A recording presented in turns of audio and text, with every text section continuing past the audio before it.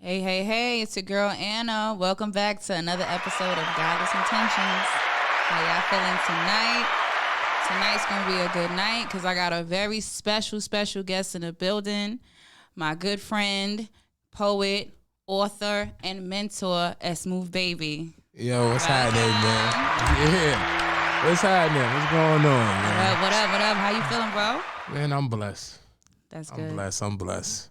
I'm so happy you here. Yes, it's good to be here, man. What's up? What's going on? Ain't shit. What's up with you? How you been? I've been chilling, man, taking it one day at a time.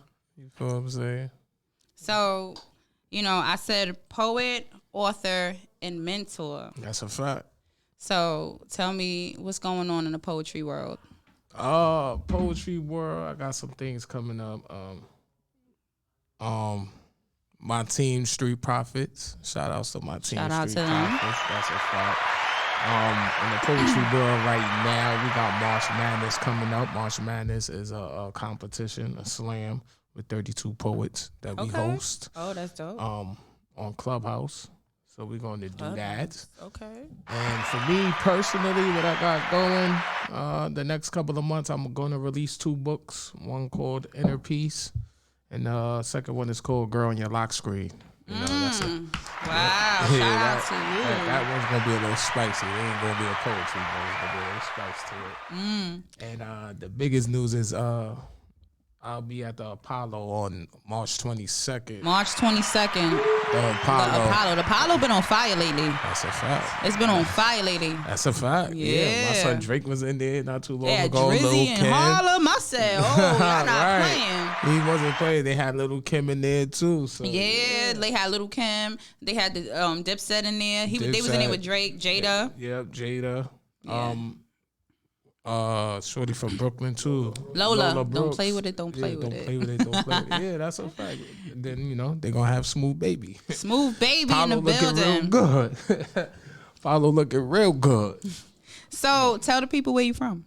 Oh, you know me. I'm from the Bronx, New York. Big BX energy in the building. Of course, always. BX will be next. You crazy? Listen, I'm not biased. I know that the last few guests been BX babies, but obviously that's where all the greats come from. So, feel me? So, your first book. Oh yeah, my first book, Ghetto Gospel. Tell us a little bit about that. Ghetto Gospel is how I call it. That's my baby because I was working on that for so many years. It went through so many titles. And it went from like a 200-page book to about I want to say like 50 pages. How'd you compress all that?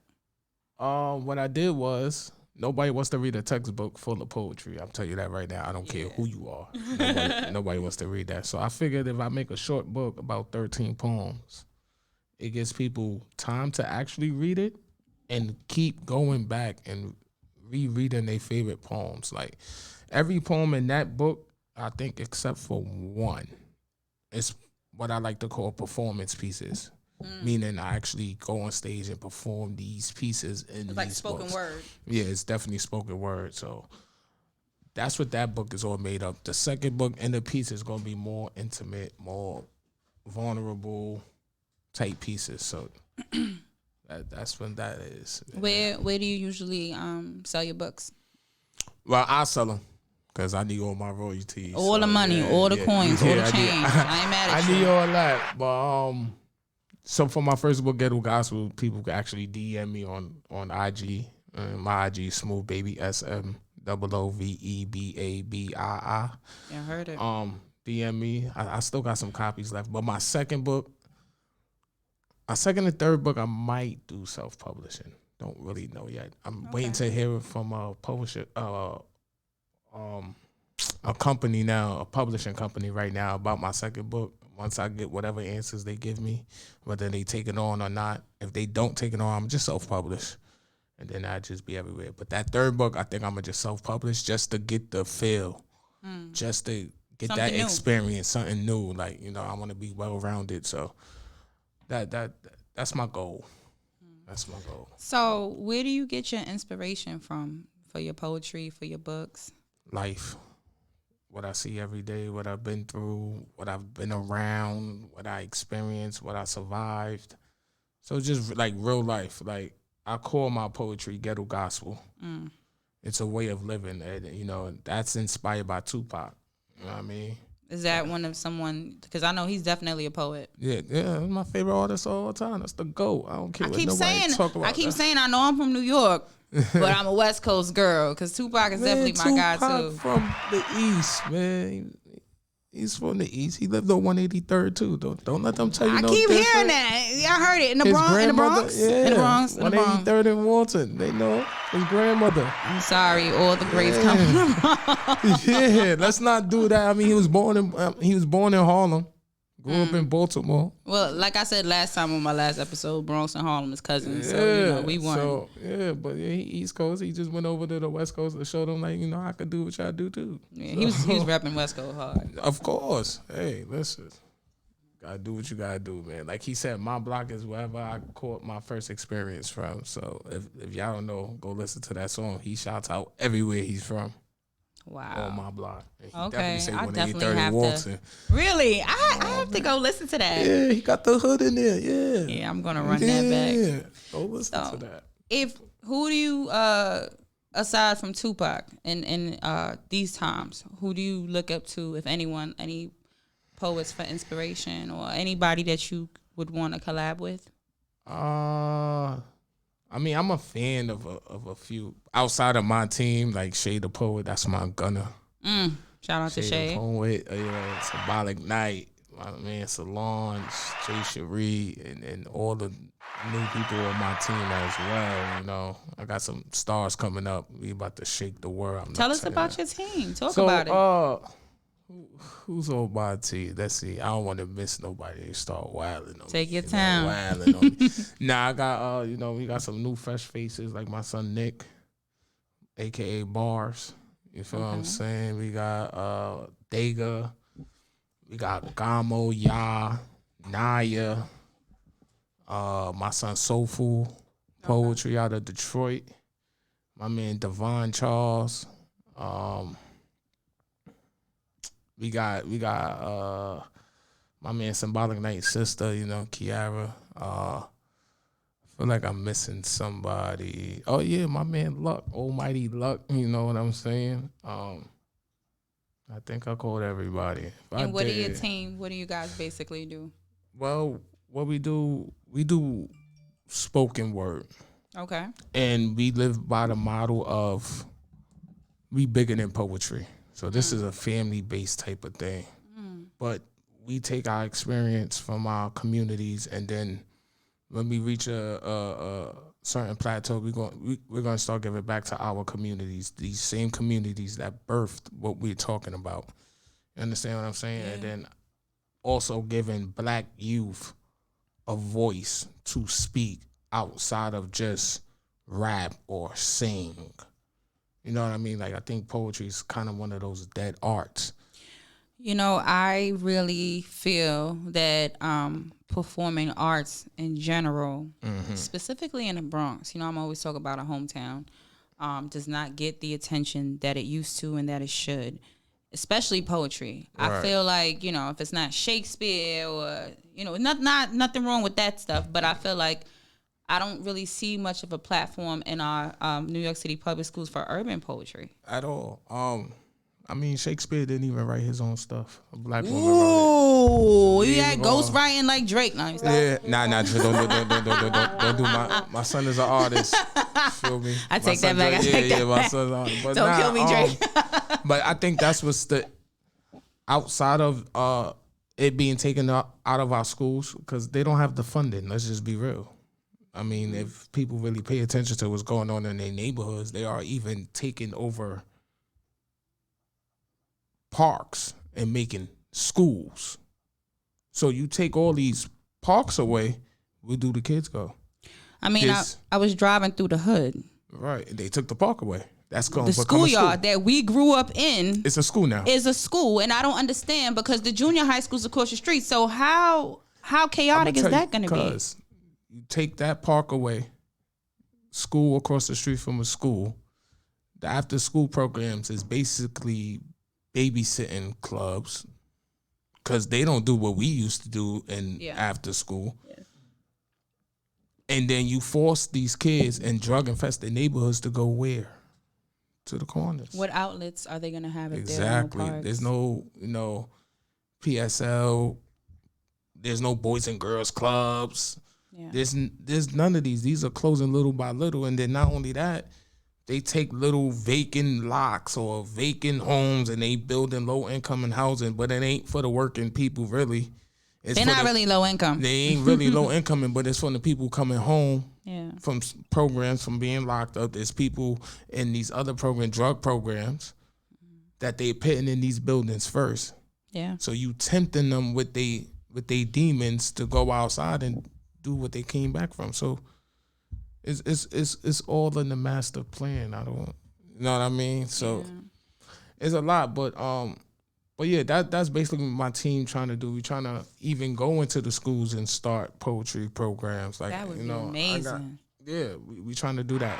Start poetry programs, whether it's in the school or we get a venue and start hosting classes and stuff like that. Like, we want to do all that. We're going to do all that, but the basis of our thing is it's just bigger than poetry, and it's just life. Right. Now I know that last year or the year before you were like on tour. Oh yeah. On a poetry tour. Tell me a little bit what that's like, cause I never knew. Like I know musical artists go on tour. Right. Like when you told me you were doing that, I was like, that's major. I've never seen that before. How was that? Nah, that was dope. That was dope. Unfortunately, being with the COVID, the tour had to get cut short because we were supposed to do Baltimore, New York. It was Baltimore, New York, I think Miami, and we were supposed to go to UK. We were supposed to go to that. So I don't know. Hopefully they put the tour back on, being that COVID restrictions are relaxed. But it was dope. It was cool. Like, we had backstage passes, like, photo shoots and all types of stuff. Like, it was cool. It was good, bro. I would have loved for it to, do the city thing. Get on a big old bus and really turn it up, or a van, or whatever the case might be. But hopefully they revisit that, or I might start my own tour. Listen, innovative, make it happen. I mean? Start my own tour. Like, we don't sit at the table; we make our own. That's a fact. So, I want to touch on a very sensitive topic. Let's go. I know that recently you experienced some very life-changing events. Oh yeah. And I want to talk about it a little bit to bring awareness to. Oh yeah, let's do it. October 14th. I had massive blood clots in my lungs and in my legs, which caused me to cold twice, and for 6 minutes total. You gotta let the people know how old you are. Yeah, I'm 33 years old. 33 years old. I'm 33 years old. I caught it twice. I was out for 6 minutes, 3 minutes apiece. Total. Basically, what they told my moms was basically playing a funeral. That's what the doctors told her at the hospital. Jesus. Playing a funeral. He ain't gonna make it. You know what I mean? They said what I suffered from, only 7% of the people actually survive. So you here for a reason. Yeah, my mission is not done. But yeah, so that happened, and all my organs failed at the same time. On top of that. Are you serious? Yeah. All that happened. But I'm blessed. I'm here. Amen. What has the recovery process been like, and has that shaped the way you look at the world? Like reshaped the way you look at the world? The recovery process, I'm not gonna front, has been hell. I found a lot about myself because I was always the type, I really never leaned on anybody. If I needed help, it didn't matter. If I was down and out, I figure it out on my own. But I'm always there to help somebody. I had to lean on people. Like, you know what I mean? Like, at one point, I couldn't feed myself. At one point, I had to learn how to walk again. So I had to lean on, Ashley, who's the mother of my kids. She don't like when I shout call out that. to Ashley. Yeah, she don't like when I call that. She probably not gonna like I'm giving her a shout out anyway. Shout out to you, Ashley. You goat. Yeah, nah, she is though, cause it's like yeah, that's real. It's real, cause she never left my side. She was there 24/7. Like she didn't leave my side at all, and I really feel like if it wasn't for her being on the nurses and the doctors, I wouldn't be sitting here right now. Honestly, she was on them. She was learning different things. She was learning what the machines was, the medicines I needed, the numbers that I needed to be at, and if it wasn't there, she was on them. So shout out to you, Ashley. You saved our brother. You a real one. That's a fact. Like, you know what I mean? And she was there, helping my moms and my other sister out, and Shay was there too. Shay the Pro, shout out to my gunner too. She was helping Ashley and them out. So it takes a village. But I mean, physically, I'm alright. Physical will always come back. Physical is the mental part. That's really where you at mentally right now? Everywhere, to be honest. I'm all over. I have my days. My days where I have these certain nightmares, or like it's gonna happen again. Like that's always gonna be in the back of my mind. Or you a father too. Yeah, you know what I mean. And like my 8-year-old, he don't really know what's what. he making jokes out of it. That's funny. Oh boy, well you know what? Humor to lighten the mood. Yeah, lighten the mood. But like my 14-year-old, it took a toll on her too. You know what I mean? Like even now, it still take a toll on her. I try to get her to open up and actually talk about it when she wants to. But she talks about it with her mother, and that's fine as long as you're talking to somebody. It don't necessarily have to be me. I mean, I would like it to be me, but you talk to your mother about it, get all that in. You don't have to hold that. I don't want you holding that in. But outside of that, like I said, mentally I'm everywhere. I have my days, but I got my team. I got my village. I got my sisters, my brothers. I got my poetry team, so I always got somewhere to turn to talk. I got friends too, like you and all that. If I really needed it, family type shit. So, but yeah, other than that, I mean, it's a process. My outlook on life has always been, I live every day like it's my last. That's never changed. I mean, maybe I'm more emotional. I'm more tapped into my emotions. Before I used to think crying was like weak. Now I find it relaxing. Like, to be honest. They say sometimes that God will sit us down.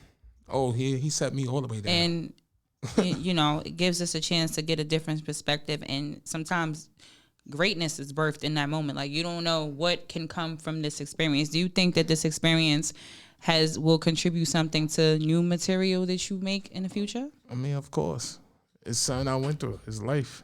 If I don't speak on it, then it ain't real. It goes against everything that I preach in my poetry anyway. But definitely new material is coming out when I tap into those emotions. So we want to know. I want to know. Your sister want to know. Are you up to giving us a little sample? I'm always ready. Something. I'm always ready to go. But I gotta give you a little challenge. You freestyle, right? Yeah. I want to play a little game. Go ahead. Let's see how good my mind is. All right. So we're gonna do this. We'll do a few seconds. Okay. I'm gonna give you 2 different topics. I'm gonna throw it out there, and you gotta take it from there. All right.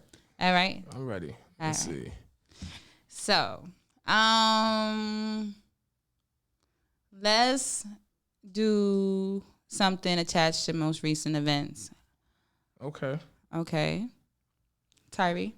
Okay. The man that was just assaulted by NYPD. Rest in peace to him. Very sensitive topic for some. Definitely sensitive. You think you could give us some seconds about that? I said, imagine this world filled with living dragons, police assassins, Crete. With the hood on, ready to deploy their heat. Young bodies dingling in the streets. Feast, we food on plate. Every time they on they beat, I don't see no lens promoting the peace. So I keep a piece, so a piece of my mind won't be splattered on the streets. I break the chains so they won't enslave me behind bars. But I'm gonna talk my shit behind these bars. That's freedom of speech. I ain't trying to preach. I'm trying to bring awareness to the streets to show we have unity behind the fences of black community. So my moms have to read my eulogy.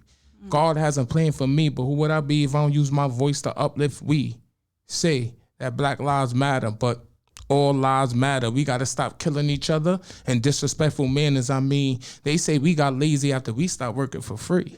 See, I'm trying to tie down their mind, keep the color in line so they won't be colorblind. They killing young children. That's Columbine, but it seems like they're only killing mankind. America's about to be a ticking time bomb. I got to walk outside and watch out for landmines. A landmine, I got to have a killer mind to get out the gutter. They using toast to spread us like butter. They don't see no other. They ain't trying to be our brothers. They just trying to figure out more ways to keep us from our mother. So I sit back in deep insight of being non-color, but they change at least 5 colors. So who's colored, baby? Woo! Listen. Let me go look for my edges. Hold on. You just snatched my edges off my head. Where they at? Damn. Do you even need a second, Tommy? All right. I'll give you one more. That was off the dome. Listen, SmooveBabii. If y'all not following him, something wrong with y'all. All right. Let me see something good. Oh, I'm gonna give you a comical one. Okay. Tax season and the deadbeat baby fathers. Tax season and deadbeats. I mean, we got light in the mood because that was. We got light in the mood. I mean, let's see. I mean, it's around that time where I want to claim mine.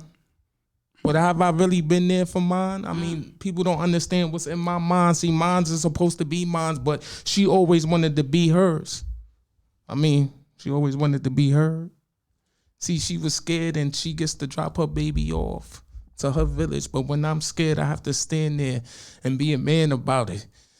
But nobody understand my story. They just want to throw deadbeat attached to any one of those, like my heart don't beat. You see, I bring kids in this lifestyle without using a lifestyle. But then again, they joke on me for using lifestyles. So now this is my new lifestyle. Baby. That's a off the heart. You are so talented. Thank you. Do you still get stage fright when you come out and perform? All the time. I get nervous as hell. I'm human. Would you do this? Because I have I'm trying to bust into the acting world. Right. I want to be in front of the cameras. You know what I'm saying? What are some tips you can give to Well, when I go on stage, honestly, I be nervous, but hey, listen, I amp myself up. Like, what, nigga? This what you asked for? You here? Go out there and perform. Go take it. It's yours. It ain't given. You gotta take it. So what you gonna do with it? The lights is shining. Only the real step up. So I kind of give myself a little hyper speech, and then I also tell myself like my message got to be heard. And it can't be heard with a closed mouth. Period. So, I'm human. I get nervous, but, once I start that first line and take off, and that crowd is into it, it's over. I'm locked in. I'm locked, loaded. Like, I'm zoomed in, like, oh, yeah, let's do it. Like, but, yeah, I mean, sometimes you just got to do it. And you're going to learn along the way. Sometimes you just got to do it. Just do it. And learn as you do it. Just jump. Just leap. Just jump. Like Steve Harvey said, just leap. Just leap. What's your biggest why? My biggest why? Like as in why I do this? Healing. I heal when I'm on stage. That's the safest place I can be. Wow. Mad. Safest place I could be angry. Safest place I could be vulnerable. Safest place I can be aggressive. Everything that I cannot be walking around in this world. Period. Therapeutic. Very, very. So that's the main reason why, healing, and then, I ain't the only one going through something. I just could put it in words. Imagine people going through something, they don't have no words to put in. They can't do outlet. It. They don't have no outlet. I am their outlet. Don't even worry about it. Just plug in, I got you. Plug in, I got you. Wow. So what is your goal with your team? Like, what's your big, we all have our long-term and our short-term goals, right? Right. What is your vision for Street Profits? Where do you see yourself 5 years from now? Everywhere. And what I mean by everywhere, we want to have poetry programs throughout the world. That's our 5-year goal. Global. Global. Everything is global because what we go through is global. It's just not, here amongst us in the U.S. It's all global. So that's our goal. That's one of my goals for my teams is to have poetry programs. First, starting with our communities where we come from, because we can't forget about that, because they birthed our stories that we're sitting here telling, and then expand on throughout other places. So that's the 5-year goal, and we're gonna do it. I know you are. We're gonna do it.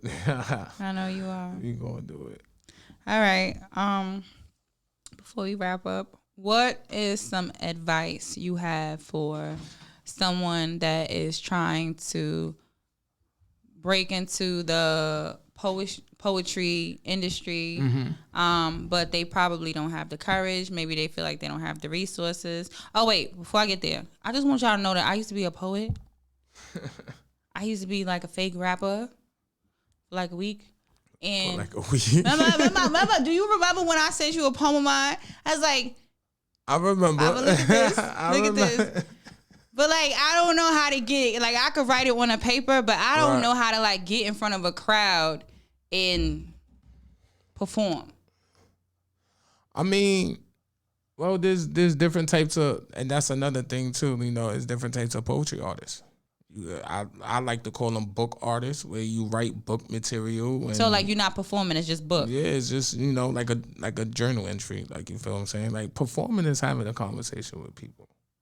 That's all performing is doing. Putting life behind your words. Right. You know what I mean? That's all it is. Some people just want to go up and read something, get it off their chest. That's fine. Like, that's cool and fine and dandy. But performance wise, if you want to be a performer, you got to give it your all. Give me everything that you're feeling. If you don't believe in your words, how the hell am I supposed to believe in your words? You know what I mean? Like, there's people that be like, yo, I want to do it. I'm scared. Like, yo, well, we're going to be scared together. You want to do it? Let's go. Go on stage. Get the feel of it. If you don't want to go on stage first, start getting in these spaces where there are performers and you can see how it goes. Like, it's very welcoming. Like, you're not going to get booed. This is not, old school Apollo and they going to boo you off the stage. Well, I don't know, because some people be getting booed still. I ain't never been to a show where people get booed. I'm not saying that all right, so the way I am, I'm real. If it's trash, tell me it's trash, bro. You ain't got to tell me it's good. That's fine. And stuff, though, they need to, though. I feel like sometimes they set people up for failure. Shit be trash, and you tell them, oh, that's so good, and then they go to other spots where they might boo. But you know what? I think it's true what you said about the conversation, because I feel like poetry and rap is so interchangeable, right? And you don't read rap, you perform it, right? And like, look what you just spit off the dome. It's like the same thing. Like, what's the difference really between rap and poetry? Music behind it? The beat. That's all it is, right? Because you rhyming still. The beat. I mean, a lot of people don't understand what rap is, like, means. Rap is rhythm and poetry. That's what rap stands for. Listen, I'm 33 and I just learned something new today. Like, so when people say stuff like what I spit, like my ghetto gospel, they like to compare me to a battle rapper, and it's like, battle rappers are poets. The only difference is they going at each other. That is all they're doing. If you just if they strip out people's names and quote unquote personals and just spit, it's poetry. Rhythm and poetry. Rhythm and poetry. That's what rap is. Listen, guys, write that down. Rap is rhythm and poetry. I can't be the only person that didn't know that. Please don't. Trust me, you ain't. I'm telling you. Wow. I don't wonder where that word come from. Yeah, I mean, poetry is whatever you make it, whatever you want to put out there, whatever you want to do. You want to read it off the paper, read it off the paper. You want to read it off the phone, read it off the phone. Everybody don't want to perform. Some people just want to talk. Go ahead. That's the thing. People put poetry in one box. So it's not poetry if you don't sound like Shakespeare. Like, I see the wonder and how I wonder, do you see how I... Yeah, that's the stuff in school that had me a little bit like... Yeah, a lot of people don't like poetry because that's... what they think it is. Yeah, that's the stigmatism that they have on poetry, and it ain't that. Trust me, it's some niggas though. Listen, I used to have to do haikus. Listen, that's just a form of poetry. I was Listen, like, man, it's some niggas out there like Lady K. KB that lady. Let us know. Let us know some good poets to check out. KB that lady. Black Chagra. He the go. He from Baltimore. Okay, Mike the Poet. I went to the Milano fashion show and Mike the Poet hosted. That was interesting. Mike the Poet. You know the one that take off his shoes and perform. He had his shoes on at that show. She probably wasn't jacking it. Mike. That's tall, slim, light-skinned guy. With the beard, yeah. He normally takes off his shoes and perform. Yeah, he was there. He was spitting. I thought that was cool. That was my first time seeing a high-level poet in person. Right. But I feel like there are so many poets out there because I always love poetry slams that they not getting the light on them like they supposed, like they better than some. You one of them. Listen, I tell niggas all the time because people don't understand. Like slam poetry is different from spoken word poetry. What's the difference? Slam poetry is more technical. Like it's more technical. It's more disciplined. It's more, I like to call surface, as in full speed in the crowd. Like they have to, or the judges, they have to get everything. Certain things can't go over their head. It's not too intricate. But slam poetry, a lot of metaphors and there's a lot of emotion. Versus the level poetry. Of pen. Yeah, slam poetry. Are you more of the other? Slam poetry is like the NBA, and spoken word is more like N1. I'm an N1 nigga. But there's a lot of slam poets. I'll walk on them. I'll do them. Walk on them like Jesus on water. Hello. I'll really do them. I'll do them in. Like, do you guys have poetry battles? Of course. Really? Street Profits presents Fight Nights. Yeah, we bringing back Fight Nights. One of those. We bringing back Fight Nights. You feel me? I had battled my man Hattress. You know, shout out to my man Hattress. I had battled him one time. You know, I did him dirty. I did him filthy. And you coming at them like in a battle rap? Nah, you go poem for poem. See, Hattress came at me like a battle rap, but see, I'm different. I could do a poem and then go into a freestyle and then go back into a poem just to show you the difference. Like it's levels to it, but you know, shout out to my man, follow my man Hattress. You know, shout out to Hattress. Man. So you think you would ever be a rapper? Nah, no, nah. I can't. Once I hear a beat, I lose creativity. It gotta be silent. Yeah, your voice is the creativity. Yeah, your voice like is the beat. I like to play with my cadence and my pockets and my motions. Like I love to play with it, but like being a rapper, nah, I'm good. I think it's too many rappers now, and rap is a dangerous. You think it's oversaturated? Seriously, you see some of the stuff that's coming out. Just because it's a lot of rappers don't mean that they can rap. I know a lot of these new cats. I don't know what's going on. There's Little J and Little Key and Little D. I don't know who's who. But that's what I'm saying. It's so many rappers. I'm good. I don't want to be no rapper. Now, when I get on a track, I'll get on the track for fun, to play with it, to push my pen. Shit.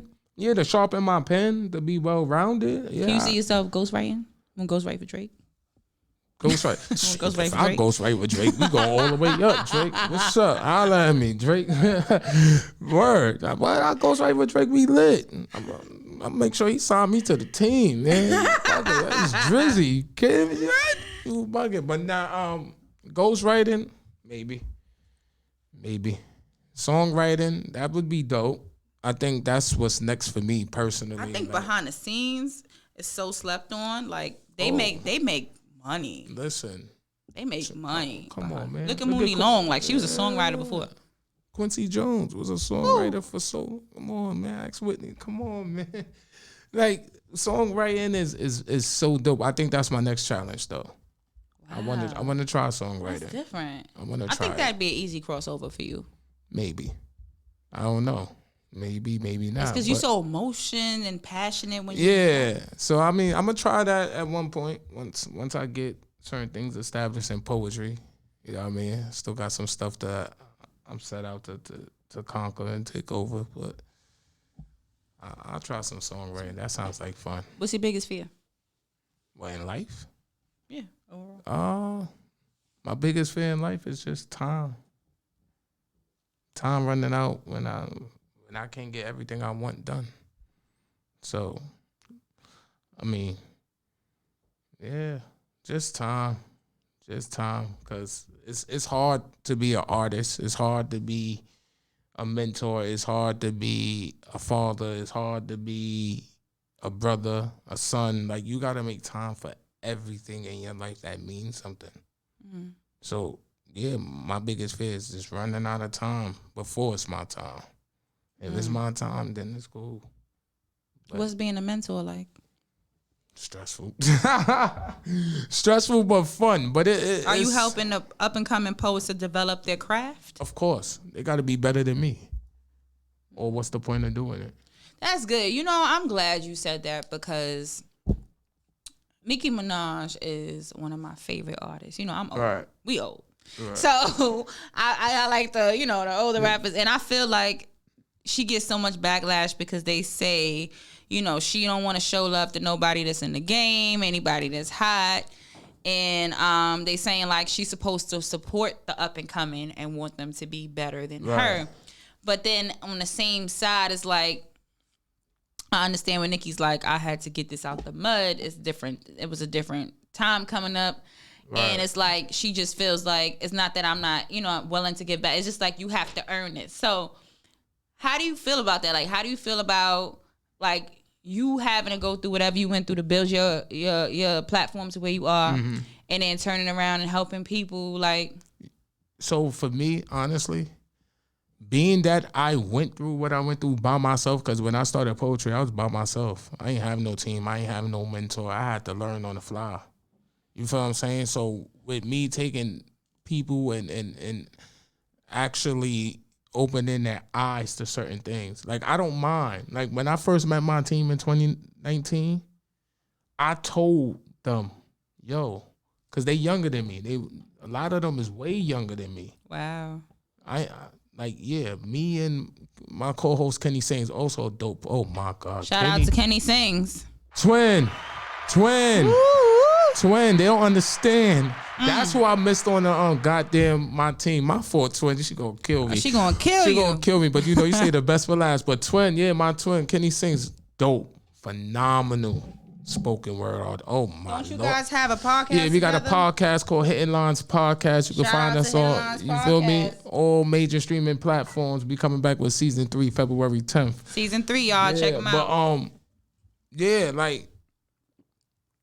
Me, I done told my team when I met them, because they were so young. Me and Sings is the oldest ones on the team, but everybody is under 30, I believe, except for probably Nick. But when I first met my team, they was 22, 23 years old. Wow.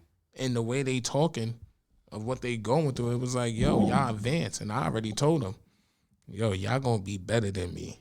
But I'm comfortable in my skin to say that and recognize that. And you know what? Let me help y'all build that.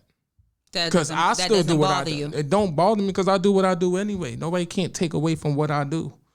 Because your lane is your lane and your legacy is your legacy. Exactly. And as they're getting better, what you think I'm going to just do? Fall off? Nah, I'm going to get better. I think a leader, in my opinion, is a true leader, and a true GOAT is someone that can birth other GOATs.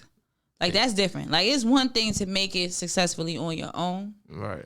But when you can put other people in position, and it's not just poetry, it's not just music, like just in life. Any industry, like, I feel like the greatest people are the people that make it and send that elevator back down. That's a fact. Yo, no funny. I'm glad you brought that up, because I definitely got to give special shout outs to Shade the Poet and Symbolic Night. Like, Symbolic Night, a.k.a. the Metaphor King, because man, the metaphors that come out of this, man, it's something crazy. I always told him when I first met him, I said, yo, bro, you got the best pen on the team. Wow. But once you figure out how to put everything together as far as performing, you finding your voice, your pocket, your cadence. Once you put all that together, bro, you're going to be something to wreck with. And listen,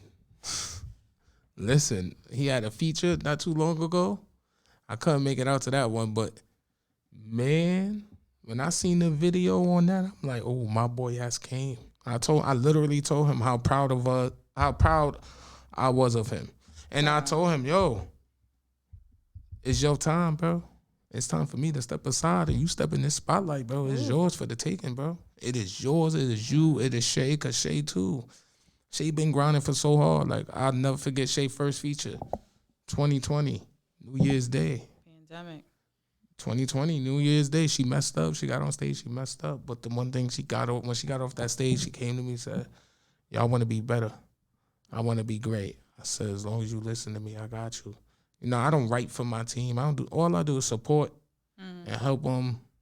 That's it. Support them and just give them little guidance in life outside of poetry. Because they life affect their poetry.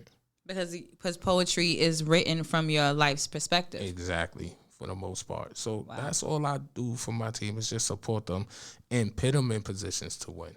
I don't like what Shay done been killing all crazy. She'll get certain, features or certain bags, and it's like I don't get jealous.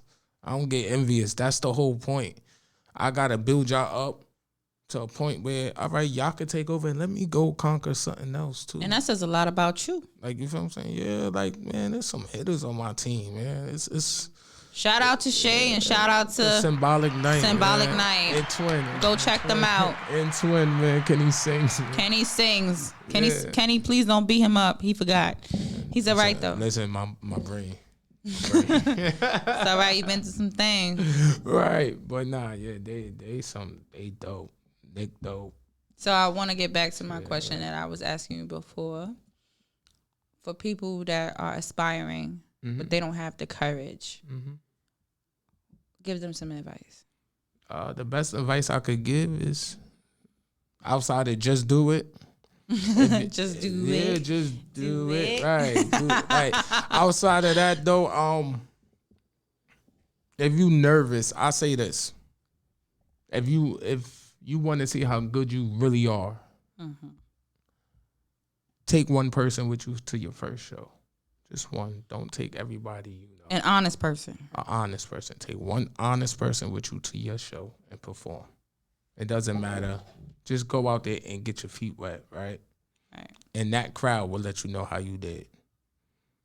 That crowd will let you know, and then you will get the feel that you want. If you want to do this, all right, say you do that and you want to do this for real. The best advice I give you is rehearse every day.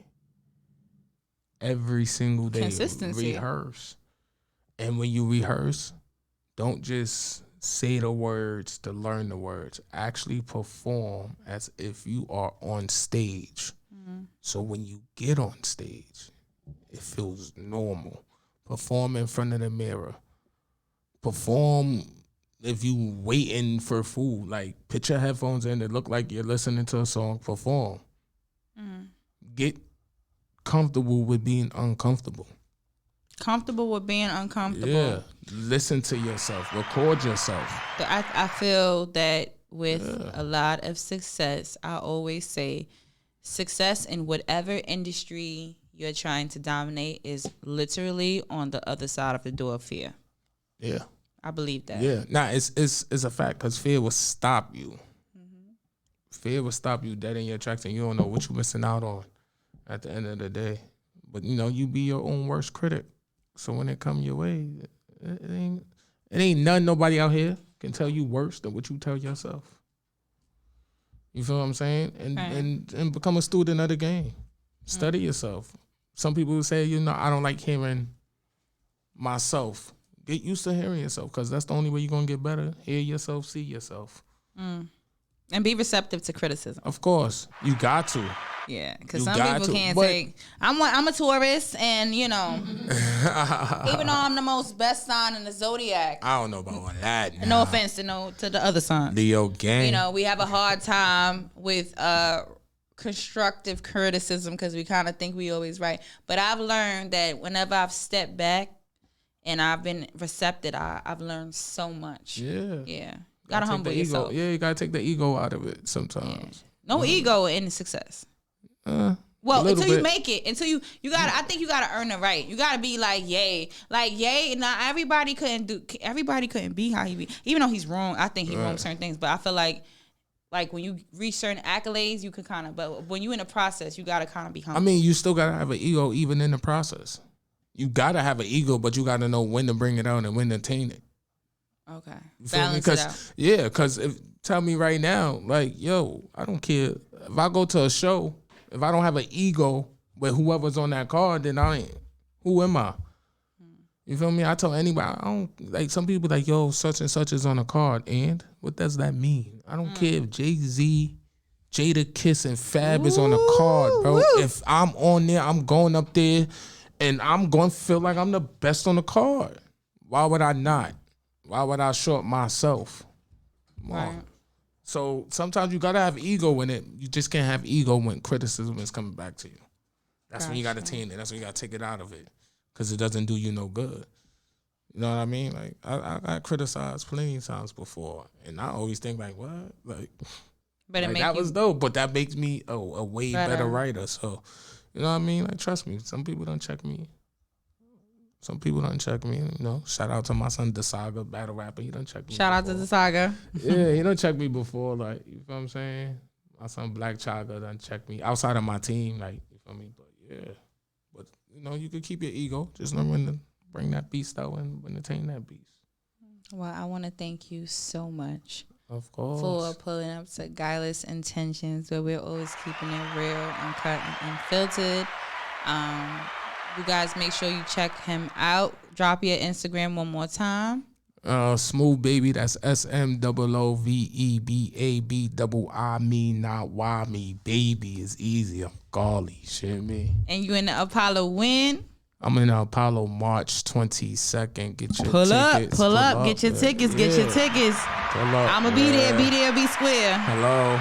I see them in November at the finals. I'm saying it now. I see them in November at the finals. All right, bro. Thank you for stopping by. No problem. All right, y'all. Thank you for tuning in to another episode of Guileless, where we keeping it real, unfiltered, and uncut. Peace out.